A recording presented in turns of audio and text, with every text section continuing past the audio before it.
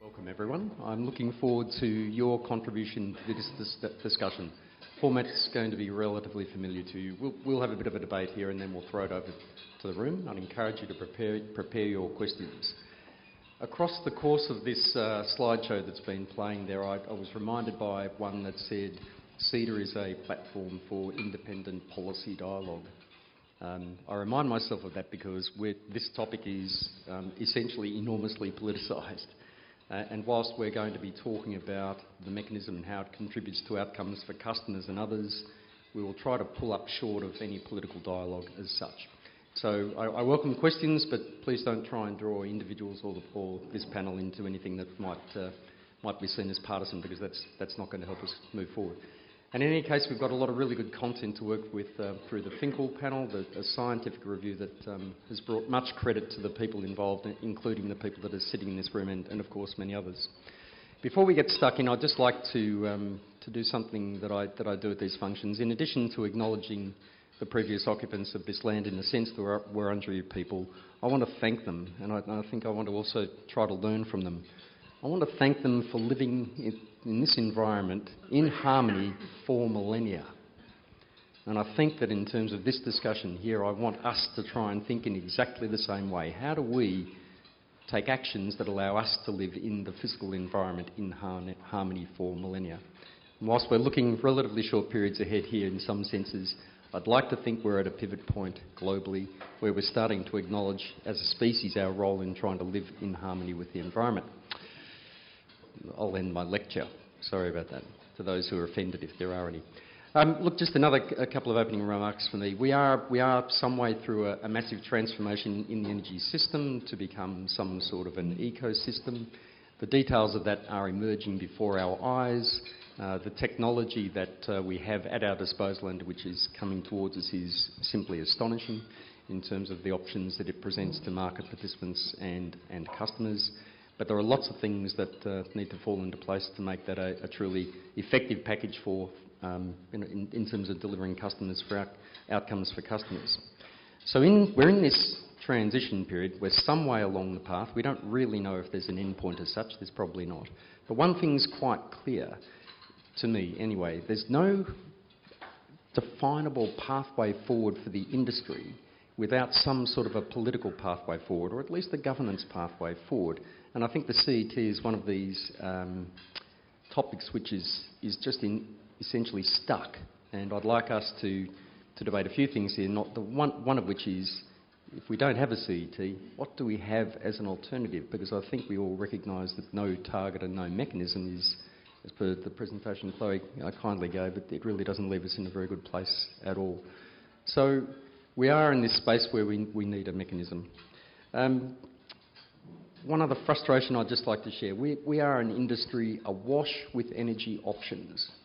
I mean, globally, if you look at the resources that we have at our disposal of all varieties, including nuclear, but we probably won't go there today, we have everything at our disposal, and yet we haven't been able to make it available in the most recent of times to our customers at a reasonable price.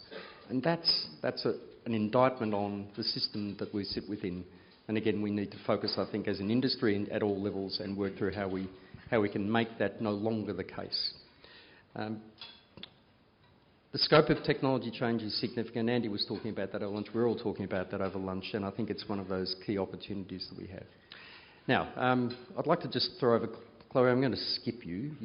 You've had your time to make your initial contributions, but Rachel, I'd like to invite you just to make a few opening remarks before we start debating some of the topics to hand. Thank you. Thanks very much, Neil, and thank you to CEDA for having us here today.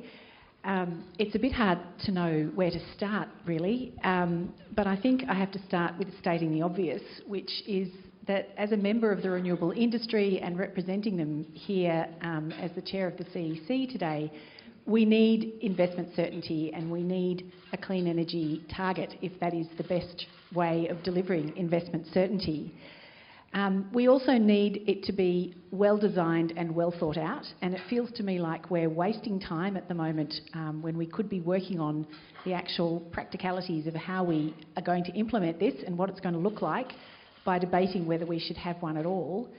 it seems to be a very one-sided debate. The majority is very clear in their view, but it seems we're now at risk of the minority having their way. Absolutely, one of the things that we would need to see, I think, is integration positively with the renewable energy target. And as Chloe described, it's been tremendously successful. We can say that now that we've come through the bitter years of investment uncertainty, and unfortunately those lessons are still so raw. That's very much top of mind when we talk about investment certainty today. We also need to really make sure that we're keeping an eye on the overall, the system as a whole. I mean, I think Chloe put it really well when she talked about the four elements needing to work in harmony together. So the energy industry, as Neil said, we were talking over lunch about innovation in the sector. There's a huge amount of innovation going on. A big part of it's coming through the renewable sector as well. And it feels to me like we're putting some of that at risk the longer that we allow this uncertainty to continue. And that would be an enormous shame. We need to get a solid market basis set, and then that will provide, I think, the environment for all sorts of technology and innovation to sort of flourish and grow on top of that. Thank you. Well, let me add my welcome to everyone. I always tend to pick out these non-controversial panels to be on. I don't know how that happens, but we're very glad to be here. Important issues. I just want to start with something that I called out at the Energy Summit, AFR Energy Summit on Monday, and that was the composition of the panel, and I sort of held them to account for the level of gender balance on its panel. So when I call somebody to account, I also want to recognize the CEDA and the organizers of this. This is a proper panel, so thank you. That said, you know, I'm constantly rethinking my views on everything, especially when I hear such an informed presentation as Chloe's made, and try to figure out why we're suffering so much with this. Because when you look at it, it just seems to make sense. And when things that make sense don't seem to work out, you sort of have to try to think through what you're missing. And so I just want to give a few observations for you to think about, and then we'll have on with the panel. One is that, you know, I've been hearing recently a lot of people talking about the CET as a renewable subsidy, which it's not necessarily a renewable subsidy. It's a transition mechanism. Depending on how it's developed and how it's implemented and the very interesting questions around the carbon intensity level in it, one can design it, if one wanted it to be a support mechanism for legacy generation, to keep it in the market longer. What this is about is making sure we don't have a gap between in a transition. Now, don't think about it as a transition from dirty coal to clean renewables. It's a transition from an old and aging system to whatever is next. And what you want to make sure is that there's no gap between as the old plants close down and the new ones get built. And it just so happens that the way we're thinking about the future is that those new things, and it was remarkable to hear such sort of agreement on it on Monday, the chances are that the things that will be built, the new plants, will be some type of renewable technology firmed up by either gas or batteries or pump storage. And when you think about that, that presents a few challenges in our energy-only market, and that's the gap, and that's a transition that we have to deal with. And it's not an academic thing, because we've already seen what happens when you don't do it well. We keep talking, at least I keep being asked to talk about a crisis that's going to happen in January 1st, 2023, when Liddell closes and there's nothing to replace it, even after 7 years' notice. Okay? But we don't really think that's going to happen. But we have a crisis now. All right? We have people who can't afford their electric bills now. We have hardship and at-risk customers. And why has it gotten worse? Because we haven't managed the transition. We've just lived what happens when you don't have a transmission mechanism in place, when Hazelwood closed. And prices went up because that load shifted to black coal, stressed the systems, those prices went up, gas plants had to run, gas prices are high, and there was a lot of volatility in the market and prices went up. Now, you don't need a transition mechanism if that is an acceptable outcome to go through for the next 10 to 20 years. So the choices are there. There's always a counterfactual. And we've always said this, that it's not the end point that anybody debates. It's the pathway.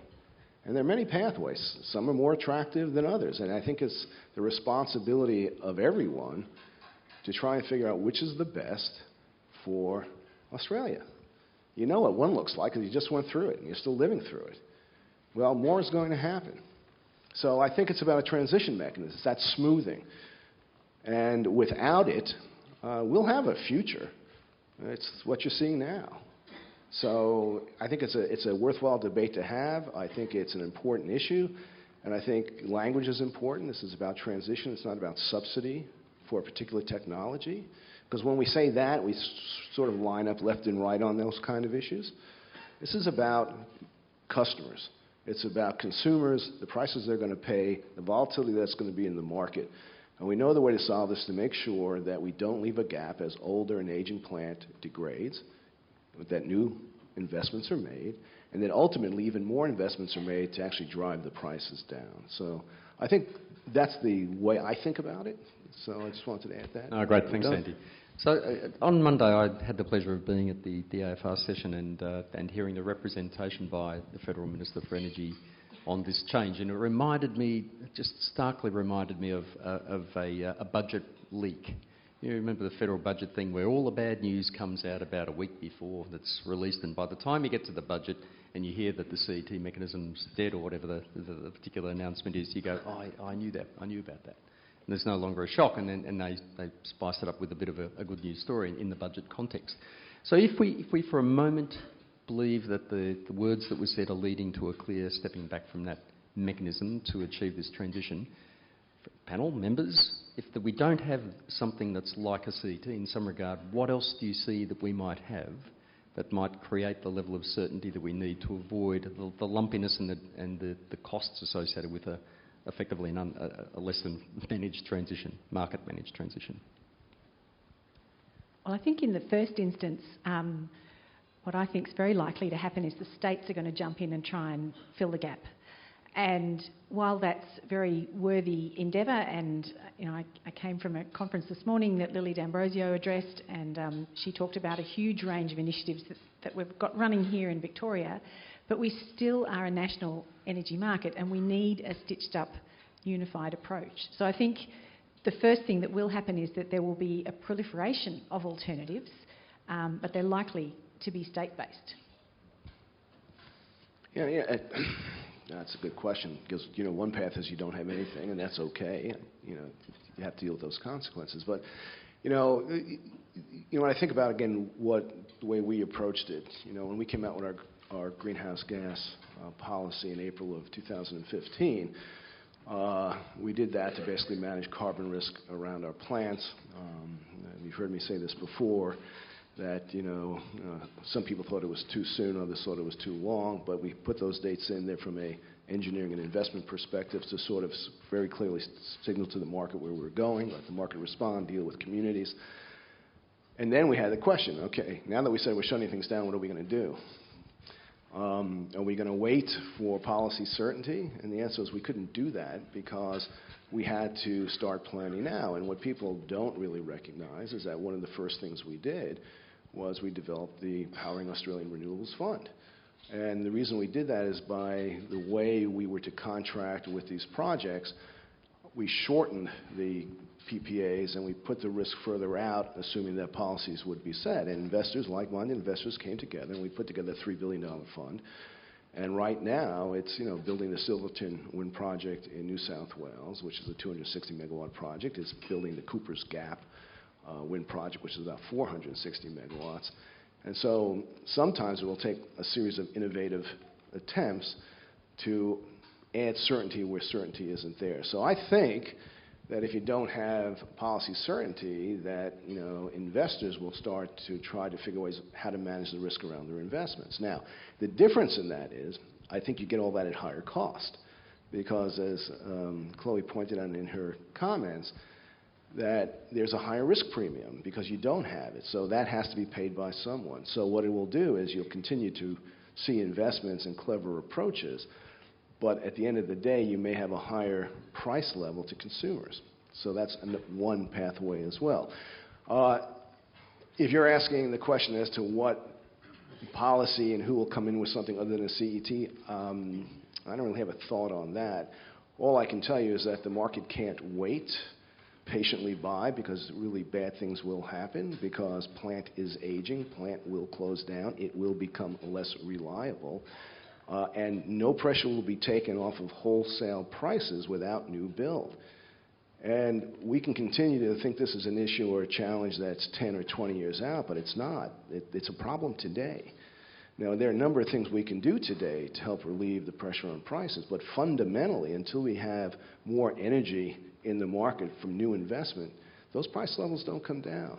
So it's not about, there's not a lot of time to wait, because there are bad consequences to that waiting. It's not, the counterfactual is not attractive. Well, I think we're going to hear by something from the federal government before the end of the calendar year, which is a little way away. Chloe, did you want to comment on the question? I really don't think I've got a lot to add on the options, and Rachel and Andy covered it very well. The fact remains there's a lot of different ways to skin this particular cat. And, as Andy rightly says, even if there isn't a policy of any sort, decisions will still be made by investors. Consumers are taking all sorts of action. If they can afford to, they're investing in more efficient devices. They're beginning to engage in demand-side management options that are being offered and so on. So it's not that we won't make progress. We definitely will, but there will be rocks along the road. And I think we'd all like to avoid those. I'm sure we would. And so one of the mechanisms that I was trying to answer my own question, what might we do? And one of them might be some sort of a reliability commitment, so to drive dispatchability into the market. Maybe there's something there. Maybe that's what we're going to see as the mechanism. But I also wanted to go back 20 years, Chloe, to discussions that we all had, in fact, even further, when the National Electricity Objective was being formed way back when. And there was a discussion at the time about whether environmental objectives should be baked into the National Electricity Objective. And at the time, for a range of reasons, the answer was no. Will substantially leave the objectives describing economic outcomes. I mean, this would be a very, very slow fuse to burn if we wanted to change the NEO and build in an environmental objective. But do we think that's something we need to, contemplate? Andy doesn't address the short term. It's a long-term thing. But is it something that we want to contemplate? Well, I mean, if we connect it to the issue we're talking about, I mean, the fact is clear that the best option going forward for new build is going to be renewable, and it's going to be supported by some level of firming capacity, which goes to your point about a reliability or capacity type of market. I think those choices are at least to some are clear. To us, it's clear, and the variation you see in the levelized cost of energy around renewables usually is based on gas pricing assumptions. So clearly, the lower the price of gas and the greater its availability, the lower the price of those options, because you do have to firm it up.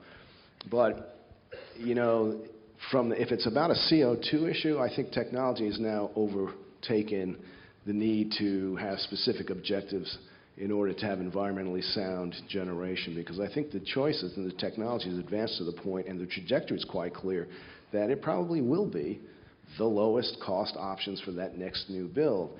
The challenge that you have in this market is you have a market that's an energy-only market that doesn't deal well with the intermittency, because it's very hard to build the firming capacity, because that will have to rely on volatility events, which is a very, very difficult way for investors to invest against it. So do we see a reliability mechanism there, the dispatchability being part of the solution that comes back with this replacement mechanism, whatever it is that we might see unfurled? I think they're in the blueprint. I mean, it's connected. It's there. You do have a general reliability mechanism, and the CET, that it works in concert with, not apart from, and that's why we've always said this is an architecture that all has to work together. If you didn't have a specific CO2 objective, a commitment by this country, and you didn't have that constraint, the CET would probably look different, but I would still argue that you need to assure somehow the transition from the old aging fleet into the new generation to make sure there's not a gap, because that's what causes the volatility in the market and higher prices. And we've just been through that. Chloe, you looked at various mechanisms? Do you want to yeah, we did. So a couple of points. Going back to the National Electricity Objective, which talks about the long-term interests of consumers, and the Finkel panel did look at that and look at whether it should be refined to include an environmental objective, and we felt not, because actually we think it is very important that the market is focused on what it's there for, and that is for the interests of the consumers. But there's a couple of things. One is that the long-term for consumers isn't quite the same as the long term for investors. So, Andy's investing on a 20, 30, 40-year horizon for his assets. Consumers are pretty interested. When they think of the long term, they mean next week, next summer, the summer after that. So, you have to be careful about what long-term interest means. But the other thing, it doesn't have to be interpreted as being, the assumption is that the purely economic efficient outcome is always going to be best for consumers, in the context that there's lots of other things in their worlds as well, and including other government policies. So if there's a government policy that says we have emissions reduction objective, you don't suddenly ignore that in the context of how you think of consumers. So you don't need to build it in specifically to the NEO, in our view. So that was where we ended up. On the reliability issue, the important thing is it's not just dispatchable, it's flexible dispatchable, and this was what the Australian Energy Market Operator advised most recently in its report to Minister Frydenberg, which was delivered in September, about the importance of that and how that would be achieved. They've made some recommendations to deal with the short term, and again those would work in concert in the medium term with what the Finkel review recommended. Our view is that in regions where reliability is less certain because there's so much variable renewables and not enough dispatchable, flexible baseload, then it's reasonable to say, well, if you're adding a new generator, you should also provide for a certain amount of additional flexible, dispatchable capacity. And you can do that in a variety of ways. We wouldn't dictate how that is. It might be by adding storage. It might be writing a contract with a new gas generator. Obviously, it's got to be new. It can't be a resource that's already in the market. Or it might be other resources, including arrangements with customers on the demand side. So there's an enormous amount of flexibility on how that would be done. And our view was, and this was included in the modelling, it doesn't have to add a tremendous amount of costs to new investments, particularly as they're going down the cost curve. So we think packaging that together works very well. That's the recommendation. That's obviously one that's being worked on in terms of how that fits in with all the other elements. And so it may be that the government wants to pull that out and create a mechanism for that of its own, and that would be one way forward. Might that be a firming market? Is that a sort of firming market? It could be. Our view was that you can have a competitive market for things without necessarily having a market that's administered by the market operator, and that happens in a lot of areas. So there can be bilateral contracts that happen in a market environment. Eventually you might have an over-the-counter market, you might have a very sophisticated financial market developed by the banks. So there's a lot of different ways that you can get to this objective, but you have to come back to what the outcome that you're trying to achieve is, and that's to make sure it's about putting up the guardrails. So our concept was that you'd have an overarching plan, so you had a view of where you were trying to head, and then you would put in some guardrails. And the guardrails are there, essentially they're regulatory measures. They could be market mechanisms, but they're there to make sure that as you go down this transition that Andy talked about, you stay within safe operating parameters that don't cause too much stress and disruption. And then within that, once you've got those guardrails in place, a competitive market, an innovative market, has the full opportunity to deliver new approaches to that and to deliver those outcomes for customers' benefit at least cost. And that's the construct. No, it makes every sense, I'm sure, to everyone in this room, so let's hope we get there. Rachel, I just want to come back to you. We talked before about one of the implications of no policy certainty being probably smaller investments, shorter investments with shorter horizons for returns, more capital intensive, you'd have to think, in terms of serving customers' needs. As an investor, how does that leave you thinking? What are your approaches to dealing with that sort of a circumstance? Unfortunately, there's no easy answer to how we deal with that, and I was thinking about this when Chloe showed her slide with the 3 different price path outcomes they've modelled for business as usual, emissions intensity and a CET. And the range of outcomes you see there as time goes by and those lines diverge make decision making very difficult. That's one of the biggest challenges that we face. We're not finding we're able to sign contracts for the full expected life of our investment assets. That's not the way the market operates at the moment. So even if we can get a contract for the first 5, 10, 15 years of an asset's life, we're still very much exposed to what happens at the back end. And that has a very large impact on our assessment of the economics of a project. So this is why the CET becomes so important too, because it's talking about the long term. I mean, the Finkel review was very clear that the CET is not a fixed term mechanism in the same way that the RET was. You know, the recommendation is that it go out beyond 2050, I think. Chloe, you'll correct me if I'm wrong. So, you know, it's sort of locking in some certainty around what we want in the energy mix and how we're going to transition. And so that's really fundamental. I mean, as you said, without that, investment may still happen, but it will be more cautious, it'll be slower, you may not be able to get as much debt against it, requiring more equity, all those consequences. Paybacks in 1.5 political cycles, as somebody said to me, which is pretty hard to think your way through. I'd like to just change the topic now to talk about the vexed question of gas. So we had an intervention, and we know that the outcome of that is still working its way through, but it seems that it will solve some of the short-term problems, but only for a couple of years is the outlook as I understand it. Now, again, doing some reading and speaking with people over the last couple of days, it seems pretty clear that the gas crunch will be upon us very heavily again in 2020, unless some things happen that investors might take to build options around an LNG facility. But it was quite a confronting, and this is again policy certainty question, it was quite a confronting perspective around gas-intensive businesses that are trade exposed, which we've already touched on. The forecast or the view was there would be thousands of jobs lost from Australia if the gas circumstance wasn't changed, and the deal mostly, or the issue mostly for those who don't follow gas, is that the existing production facilities in the south of the East Coast are effectively running dry, or their production output is forecast to decline significantly. The pipelines that have been built to carry gas from the north where it's abundant to the south are constrained. So around 2020, when the production locally runs dry, and are we going to be confronted with a capital spend to increase pipeline capacity coming from north, or do we do something else? So just on the question of gas and policy certainty and the broader question of the impact of political intervention in otherwise markets, I'm interested to hear what you're prepared to talk about. You didn't think CET was controversial enough at this point? Now you want to talk about No, I just noticed I had about 2 minutes, so I thought I'd take on a 2-hour dialogue. No, look, I'm not going to talk about the issues about government intervention gas. That's not the business we're in. However, I will say that gas is critically important. It's critically important until chemical or mechanical storage is in place to support these intermittent sources.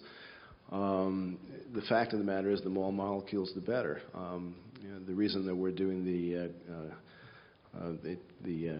crib point import jet is to basically is a recognition that we think domestic gas prices should at least be capped by what's available internationally, and that there's a significant amount of LNG that's floating around the oceans, and we want to make sure that we have access to it. Also the fact that when we put in that jetty, we'll effectively have additional storage, so even if prices and markets rationalize on the East Coast, that storage plus investments we're making up in Queensland to improve our storage capability and withdrawal capability at Silver Springs, and the Iona storage facility that will come to us in 2022 will give us a tremendous opportunity to manage the cost of gas to our customers, which is important, as well as support potentially incremental gas generation. I do want to say that, to the conversation of flexibility and investment and what that would look like, an example and point of how we think about it is exactly the way we're thinking about replacing the Liddell power plant when it closes in 2022, and that is with a synthetic generator. The 8 terawatt hours of energy will be replaced by the energy out of 1,600 megawatts of wind. The 1,000 megawatts of reserve capacity that's needed will be made up of a combination of about, first 100 megawatts of additional capacity out of Bayswater, which is a coal plant, but through efficiency upgrades that will not burn any more coal, but give us that capacity. Various gas technologies to give us the flexibility, as well as the battery and demand-side response. That's what these things are going to look like. They are modular. They can be phased. They're quick, so they deal with the question of capital outlay. And I think anybody who's investing capital has to have a view on it, and we call it agile capital. It has to be quick, value to money. That you put your money out there, you can't wait very long to get it back because the world's going to change. Every investment you have to make has to contain options in them, real options.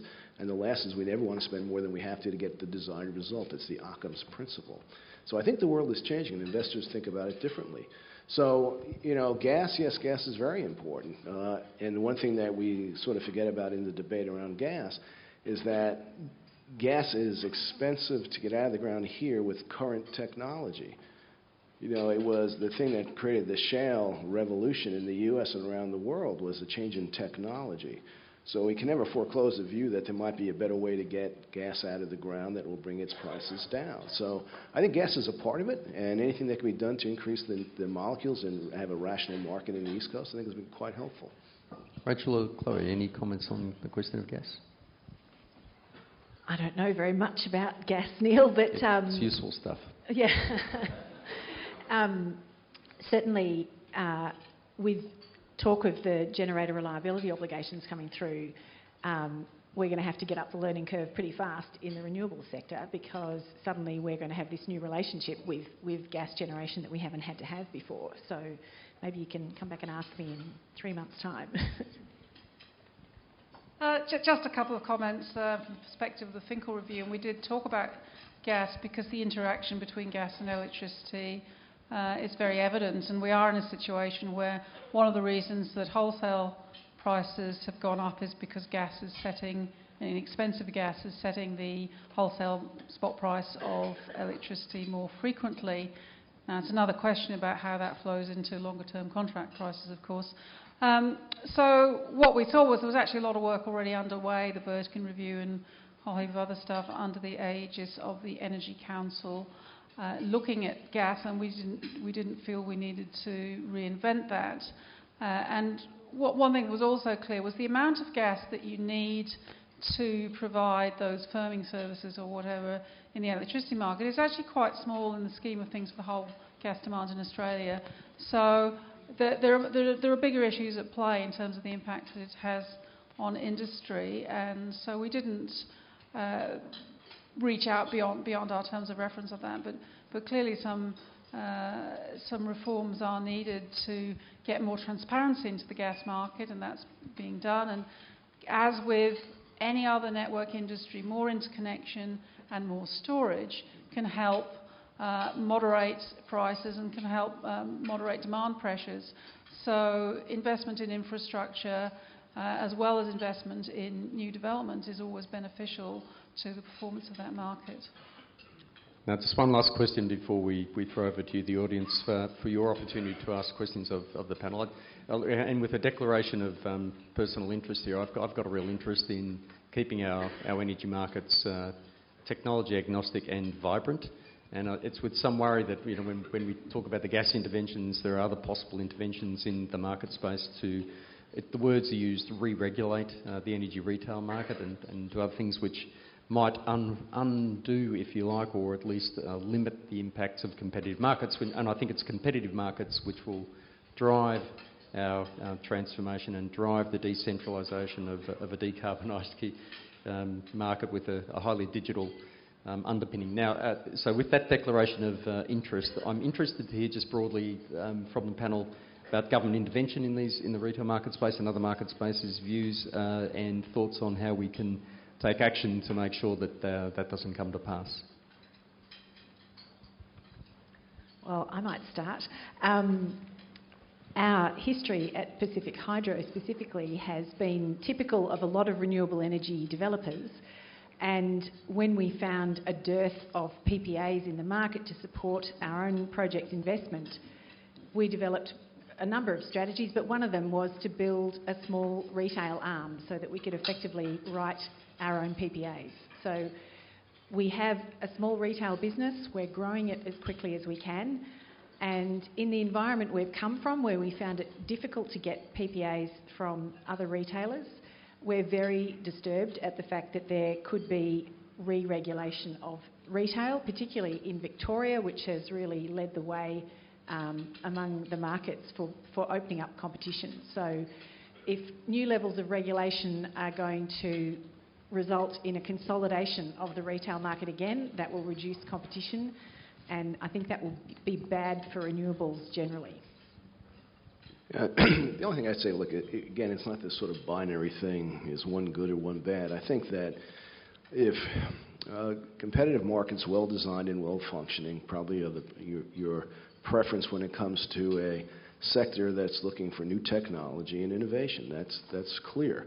But one can't be blind to the fact that if a market is not working well for certain segments of the community, then government has to pay attention. Regardless, if you have issues of reliability, if the lights go out, if investments aren't being made, if the most vulnerable in our communities aren't able to be protected in the market, government has no choice but to intervene. So what it says is we need well-designed markets. Industry has to step up to those challenges. It has to make the investments. It has to have these kind of conversations, because failing resolving some of these issues, then you leave fewer and fewer options on the table, because there are certain requirements that good government has, and it's not to let its citizens be injured by failures in the marketplace. So lights on, reliable energy, affordable energy, these are objectives that have to be met. I think they can be met by competitive markets if they're well designed and working well. That's this issue of disruption. As we're moving technology, the market designs we have may not be serving us all well. And this is why I find it the biggest challenge that the last and most important element of this wonderful work that was done is left hanging out there, because without it, we don't avoid these potentially very negative consequences. And that, I think, would lead the government to fewer and fewer options to see the resolution in the market won't deliver on. And then the risk is they justify it, based on that outcome, which is terrible. They justify an action to intervene. Well, look, I think that there are certain things that you have to make sure are delivered. And when it comes to energy, it's reliability, security, and affordability. And I think competitive markets can deliver that. And I think we have the blueprint for it. I agree. Chloe, did you want to... I might make a couple of points. First, from the point of view of the Finkel panel, it was quite shocking, actually, how much anxiety we encountered very early on about retail prices, both, particularly for small business, actually, but both for business and for households. And it wasn't just that people had experienced significant price rises, but the uncertainty about what was happening in the future. So that was, a very strong representation that was made to us. And what we found was it was really very difficult to get a handle on what people were actually paying and how those prices were composed, as opposed to estimates based on various assumptions about the various elements that stack up to make costs that retailers have to manage. So we welcomed the fact that the ACCC had been commissioned by the Australian government to undertake a price inquiry, and of course there's also the Victorian inquiry, and I acknowledge Patricia Faulkner, who's one of the authors of that, is in the room. Now, talking to John Thwaites, what he said was they certainly didn't start out thinking that they would end up where they did, recommending greater regulation of consumer prices. But the fact is that the outcomes of a competitive market with ostensibly a lot of choice have not been as good as we might have expected, and there hasn't been the innovation, although I'm very pleased to see it's beginning to come through now. So there are certainly questions about whether consumers have been as well served as we would have expected, and naturally governments are not just going to kind of wave that away.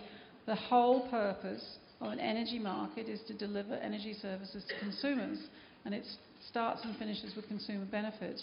So if there's concerns about that, then regulation of end prices might not be the best way to do that, but you can't just ignore those impacts are a matter of concern.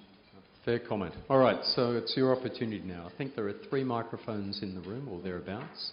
If you have a question you'd like to ask, please place your hand in the air. I hope we have some. And when you do that, we would like to know briefly your affiliation so that we can understand the context that the question comes from. I've got a question down the front here, but I can't see any other hands. Thank you. Thank you for some great discussion. Hugh Gleeson from Ausgrid. I suppose I'm concerned in sessions like this that we have such a great consensus in the room that there's hardly a place for debate, and we all then leave the room and the policy that we're proposing of a CET doesn't get up because there are others who drive the policy decisions who have a different view and haven't been convinced by the consensus.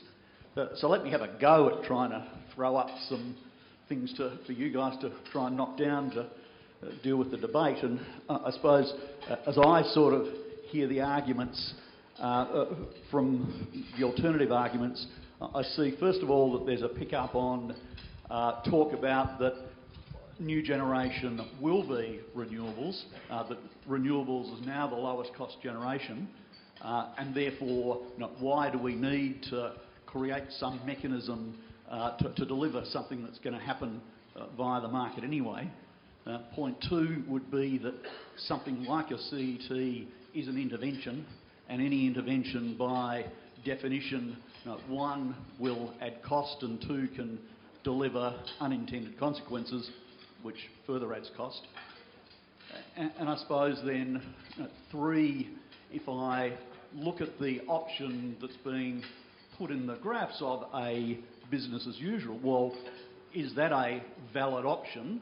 And people want policy certainty, so is policy certainty a clear decision to not have a CET?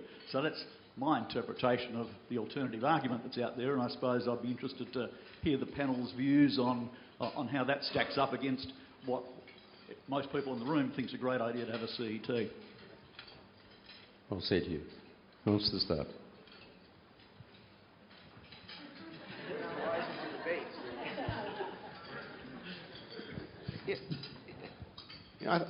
Look, let me have somewhat of a go. The first one you said, because this was sort of the new piece of information on Monday where renewables are so cheap you don't need a CET. If you're trying to make an argument not to have a CET, you have to have, or at least posit that the renewables are cheaper, otherwise it makes no sense. But that's getting stuck in the premise that the CET is a renewable subsidy.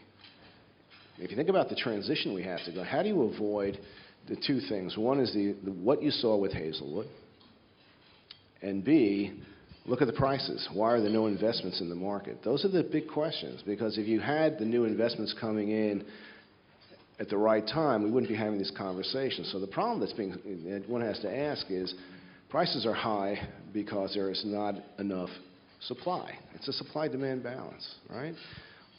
We know that over the next increment of new build that, you can do all your analysis you want. We've done ours, and our view is that renewables do provide the best option.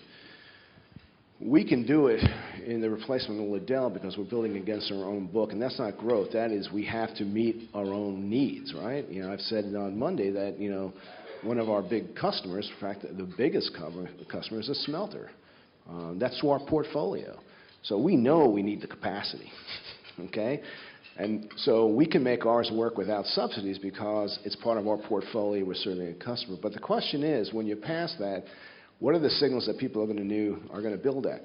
The energy-only market's been pricing at the cost of new energy, new entrants for a while. The challenge we've had is that normally that would have priced to a combined cycle gas plant, but the gas isn't there. No one's going to build that. So you have somewhat of a gap till people have absolute confidence that they can not only add the renewables, but they can add the firming, right?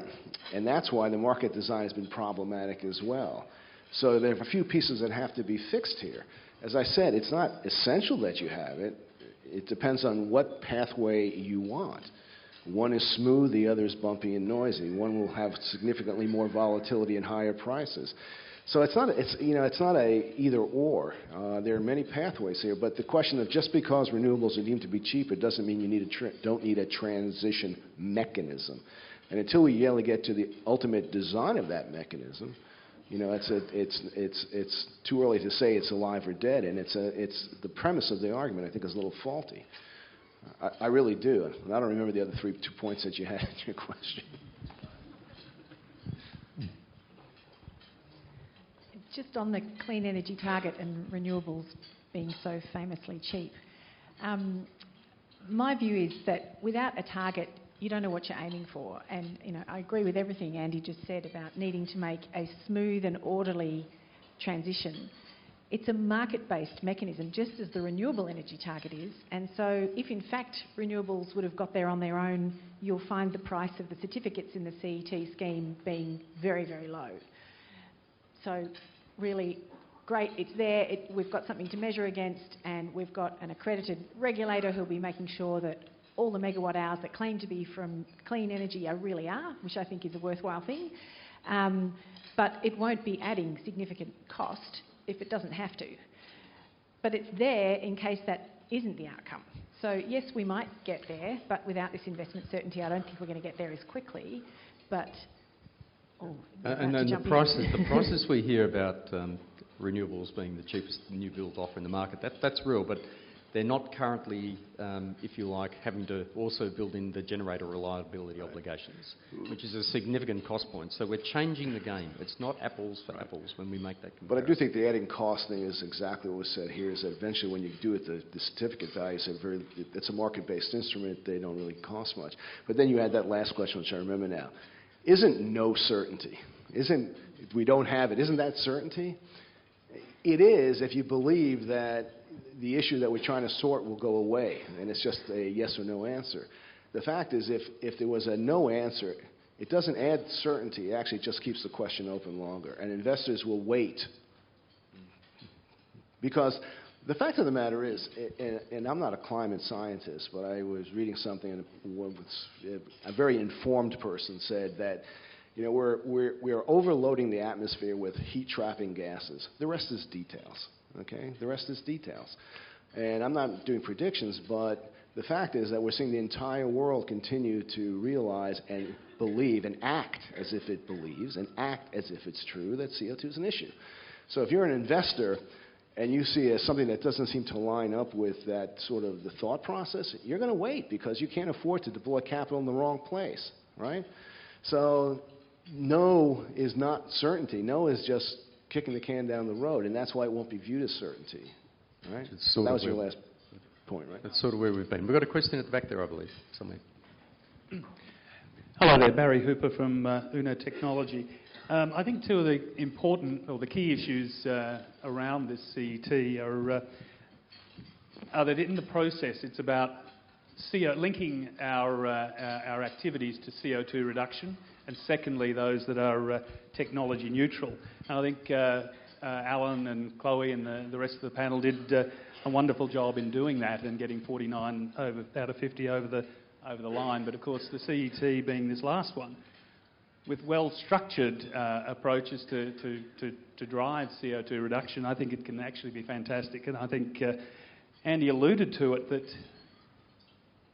the fact that CO2 reduction doesn't necessarily come only from a renewable system, and this differentiates the CET from the renewable energy target. I think we really have to focus on the opportunities to do that, and I think we could potentially supercharge the numbers that we showed there around the comparative of the EIS and CET if we actually did include these new technologies.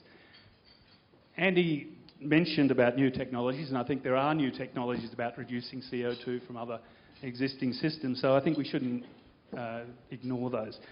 So that was just a comment, and perhaps to follow on from the last question, to put a bit of controversy in the room. Rachel, with the Clean Energy Council, if the CET gets up, the clean energy technology, would you consider reconsidering the remit of your organisation in terms of focusing that to a CO2 reduction technology aspect rather than purely renewables and energy efficiency? And I say that because I have considered joining the organisation, and under the rules at the moment, because my contribution may not necessarily follow in those areas, I couldn't join. Well, I'm very disappointed that we weren't able to include you in our ranks, Barry, and thank you for the question. We are reviewing our membership status, though, so stay tuned. I don't think that we would change necessarily the remit of the organisation, but I take your point that there are many, many people who are very interested in what we and our members are doing, and we're delighted that there's interest in membership. And I think the CEC has become a really important forum for exchanging ideas about these things. Thank you. One last question. I think there was a question here that was trying to be asked. Thank you. Yeah. Microphone. About 10 seconds to wait and you'll have a microphone. Thank you. Tom Pricky, I've got a question for Andy.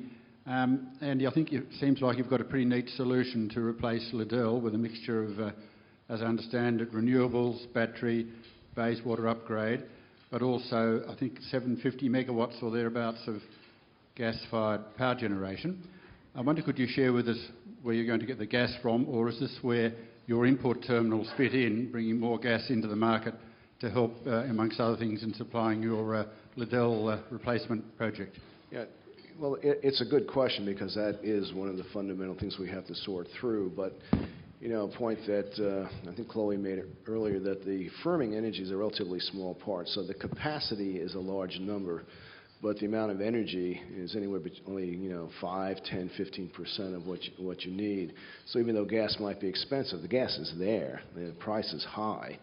But you don't use a lot of it. But actually the fact that we're bringing in, we have the ability to bring in gas at a known price in the future, can more than supply that, and we can move that gas around. So it's part of the thought process behind the import jetty, is to actually create the optionality around getting additional gas into the market.